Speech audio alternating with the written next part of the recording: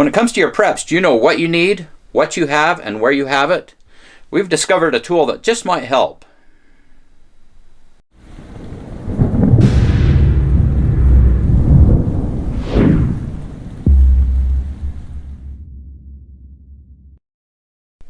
Hi, I'm Jonathan, the Provident Prepper. Sometimes keeping track of what you need, what you have, and where you have it can be really challenging. We were recently approached by Mike, the Prepper Nerd, with his inventory system that solves a lot of these problems. This is a system that I would like to have developed, but I didn't have the skills to do it. I've kept track of ours on a spreadsheet, but I think this is even better. In this video, we will walk you through this inventory system so that you can see if it's right for you. Let's take a quick look at the Prepper Nerd inventory system.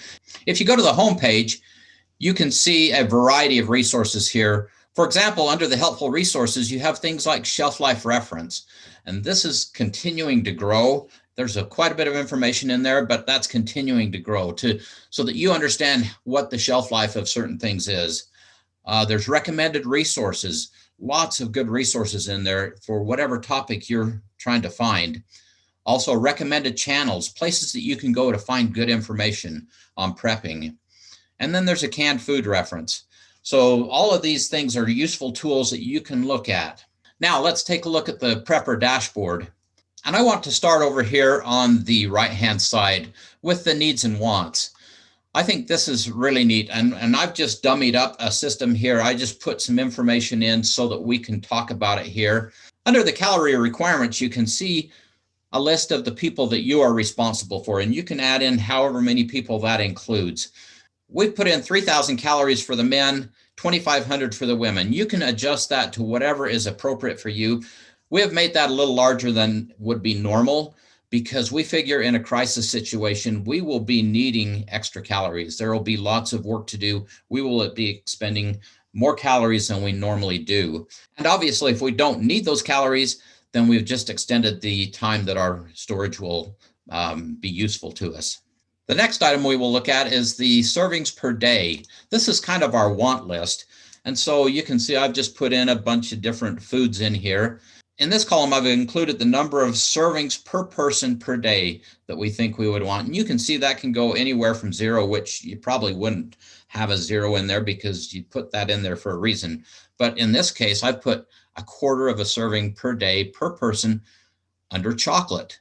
Now, my wife would totally disagree with that. She thinks that should probably be more like 10 servings per person per day. And then she could eat the extras that I would only eat, maybe 1 serving a day. Anyway, and you can see here, for example, water. Well, we want everybody to have 8 servings of water a day, and maybe that's even low in a crisis situation. We may need to be drinking more water than that. This just allows you to decide how many servings is reasonable per person per day. When we go back to the dashboard, now we can go down here to add a stored food. And this is a really cool feature. I think this is a template that you can use, and you could use this on your mobile device, on your phone or iPad. And say, for example, you come home from the store and you want to enter this right as it comes out of the car. You can enter this information in. So it's going to go into a category, and you can choose that category, and that's customizable. Then you're going to put the description of the item. Maybe it's rice, maybe it's peanut butter, whatever that is, you're going to put that in there. Then you're going to put here what the storage area is going to be. If you have more than one place that you store food, maybe you have a pantry and then a storage room or whatever it is. And I've just, again, dummied up some locations here. But whatever that is, you put those in, and then you can say, okay, this is going to be stored in the bedroom, or this is going to be stored in the bottle room. Whatever that is, you just go ahead and put that in. You can include the best by date just to allow you to do your planning and so that you know when that item is due to expire. Now, they don't always expire on that schedule, but you know what that's looking like. You put in the serving size. And on some of these, I just use whatever's on the package. Maybe on a few items, I do something a little different, but usually I just look at the package and it says serving size is this much, and we put that in there. The package quantity. So if you bought 3 bags of rice, then you would put 3 in here. All of this information is being put into the inventory sheet, and we'll get to that here in just a minute. Next, you're going to put in the calories per serving. Now let's take a look at your food inventory. All the information that you just entered in that add a stored food goes into this food inventory. You can also add information into the food inventory manually. This is a spreadsheet format, and you can just put the information in. And over here, it gives you a total of the servings that you have, the total calories that you have, the days on hand of that particular food, days on hand in terms of servings, and then an opportunity to put notes.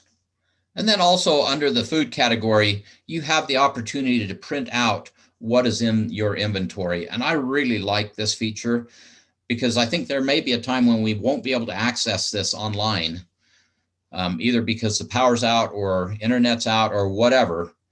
I like having a printed out copy. Also, I like to have the printed copy so that I can make changes on that and then update in batch format all the information in my inventory. Foods that have been taken out, foods that have been added in, different things like that. Moving to the center of the dashboard, you can see the speedometer kind of look that tells you the different foods that you have and what percentage of the calories that you have are in those different categories. For example, in this case, we're showing that we have 48% of those calories are in the form of beans and legumes, 22% in rice, 19% in other grains, 5% in protein, 2% in chocolate. And I'm sure Kylene would say that is way, way, way too low. And 2% in honey and syrup, and 2% in flour. So that just gives you an idea of where those calories are. The bar graph is probably actually more useful to me, the days of servings per category. And that allows you to take a look at, for example, in this case, beans and legumes. Well, you can see that we're at 391% of what we would need. So you can say, hey, we're way over on this, so we don't need to get any more of this for, some period of time. And here you can see we have 379% of our chocolate on hand. The same thing with all the different categories. So you can kind of get those in balance. And, probably in an ideal world, you get all of those to 100%. And then if you want to add to that a little bit, you add incrementally to get more of each type of food to keep it in balance. On the left-hand side of the dashboard, you can see the foods added in the last 7 days, in the last 30 days, in the last 90 days. This just gives you an idea of are you making progress? Is momentum building? How are you doing as far as getting these things added in? And then this little graph here tells you the best by date range. So you can see in the information that I entered, we don't have anything in the 3 to 6 month range. We have a little bit in the 6 to 12 month range, some in the 1 to 2 year range. In this case, nothing in the 2 to 3 year range. And then greater than 3 years, we have a greater amount. So that, it just gives you a really clear idea of where you are. And that's sometimes one of the things that's hard when you're prepping is you just don't have a good feel for, okay, where are we? How are we doing compared to what we need? And that's one thing I really like about this system. Now back over to the right-hand side of the dashboard, we get into supplies and equipment. And so you have the same kind of situation. You have the ability to customize this and put in the different categories of things that are important for you. You have a similar format for entering information. So if you're bringing a bunch of things home, a box of batteries, or whatever that might be, whatever equipment you're bringing home, you can enter that into this in a very similar format to the foods. And again, you have the opportunity to take a look at your inventory sheet and see what you have in there. Again, I like the ability to print that out and make changes on a paper copy and then update the inventory sheet at a later time. Here at the bottom, you can see some helpful resources, and he has made several good videos that help you better understand the inventory system and how to put it in and how to use it effectively. You can also see down here your supplies and equipment, not with the same kind of detail that you have with the food, but definitely you can see what you have in your supplies and equipment. Hopefully this has given you a quick overview of what this system can do. So there you have it. The Prepper Nerd inventory system just might be a great tool to help you become more organized. You can use it on your home computer or on your mobile device, at the store or in your storeroom. If this excites you like it excites me, check the link in the description below and use the promo code Provident to get $20 off. And now for the question of the day. How do you track your inventory? Comment below. And thanks for being part of the solution.